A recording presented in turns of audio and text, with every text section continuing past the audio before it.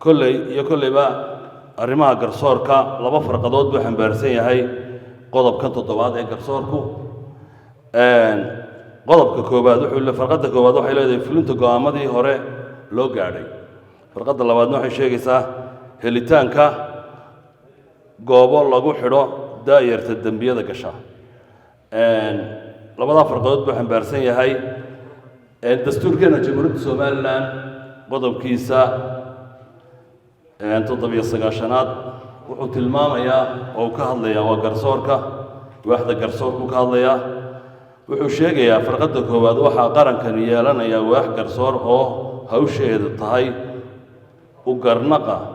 ka dhaxeeya dadweynaha iyo dadka dhexdooda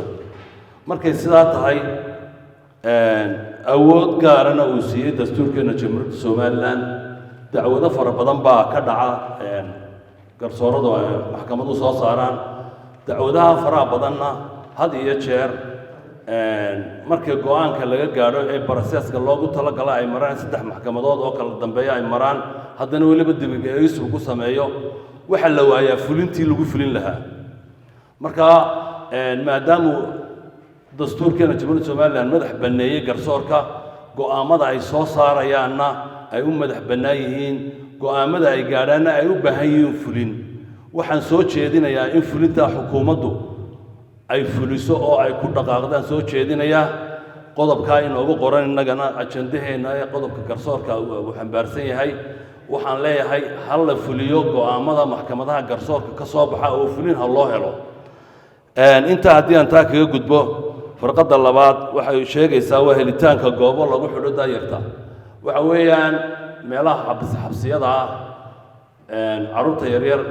ee daadoodu aad u yar tahay waxay u baahan yihiin meel maaragtay meel gaar ay u baahan yihiin markaa waxaan usoo jeedinaynaa xukuumadda in aan dadka waaweyn iyo carruurta yaryar dambiyada gasha aan hal meel kaliya lagu wada xidhin iyagana goobo gaara in loo sameeyo ayaan soo jeedinayaa sida kale maanta garsoorkeenu waa ugu fiican yahay meel fiican buu marayaa markaad u eegto halkii aynu wax ka soo bilownay waxaana ku dhiirigelinayaa oo kolleyba xukuumadda ugu baaqaya garsoorayaasha kolleyba xasaanad bay leeyihiin waxay u baahan yihiin iyaga laftigoodu in aad maaragtay loo ilaaliyo oo garsoorka iyo maxkamadaha iyo go'aamada ay ridayaan dadka qaarna way ka farxinaysaa